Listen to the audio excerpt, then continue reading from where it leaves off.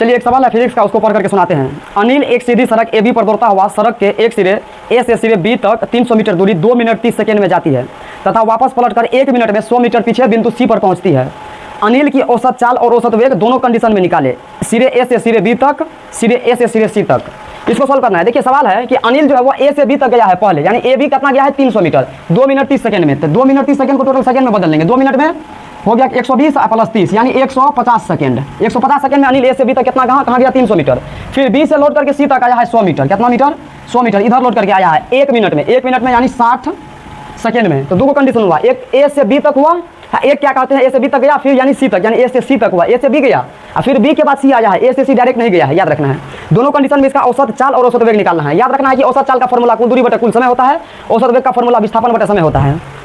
उसके बाद अब ए से बी तक पहले हम लोग सॉल्व करते हैं। ए से बी तक इसका डाटा तैयार कर लेते हैं। कुल दूरी ए से बी तक तो 300 मीटर गया है, 300 मीटर गया है, उसमें समय लगा है कितना 150 सेकेंड, 150 सेकेंड। अब ए से बी तक में हम लोग दो चीज मालूम कर लिए हैं। अब इसका क्या कहते हैं विस्थापन कितना होगा। विस्थापन मतलब जितना गया है उतना रहेगा, जितना आया है उतना घटा देंगे। लेकिन ए से बी तक में जो गया है तो केवल पूछ रहा है ए से बी तक, यानी ए से बी तक तो गया है 300 मीटर, लौटा अभी नहीं है ए से बी तक में, केवल बी पर है, यानी विस्थापन भी इसका कितना हो जाएगा 300 मीटर। अब इसको सॉल्व करते हैं, यानी औसत चाल बराबर कुल दूरी बटा कुल समय। कुल दूरी कितना है 300 बटा कुल समय कितना आया है 150, यानी 300 बटा 150, यानी कट करके 2 मीटर प्रति सेकेंड। इसका औसत चाल, औसत वेग क्या होता है फॉर्मूला विस्थापन बटा समय। विस्थापन कितना है 300 बटा समय कितना है 150, यानी कट करके इसमें भी कितना हो जाएगा 2 मीटर प्रति सेकेंड। ए से बी तक का औसत चाल 2 मीटर प्रति सेकेंड, औसत वेग भी क्या कहते हैं 2 मीटर प्रति सेकेंड। अब ए से बी तक गया, फिर बी से सी तक आ गया, तो कुल दूरी ज्ञात करना है। कैसे, तो ए से बी तक गया पहले 300 मीटर, 300 मीटर और फिर बी से सी तक आया 100 मीटर, यानी टोटल हो गया कितना 400 मीटर। कुल समय कितना लगा ए से बी तक में 150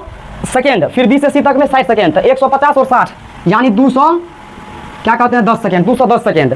अब इसका विस्थापन कितना होगा, ए से बी तक में 300 गया है और बी से सी तक में 100 लौट आया है, यानी 300 में से 100 माइनस करेंगे तो 200। विस्थापन कितना हो गया इसका 200 मीटर। अब इस कंडीशन में क्या करते हैं इसका औसत चाल निकालेंगे। औसत चाल बराबर कुल दूरी बटा कुल समय। कुल दूरी कितना है 400 अब बटा कुल समय कितना है 210, ई जीरो खत्म, यानी 40 बटा 21 मीटर प्रति सेकंड, या इसको क्या कहते हैं दशमलव में निकालेंगे तो ये निकल जाएगा 1.95 मीटर प्रति सेकंड। इस प्रकार से निकलेगा लगभग में।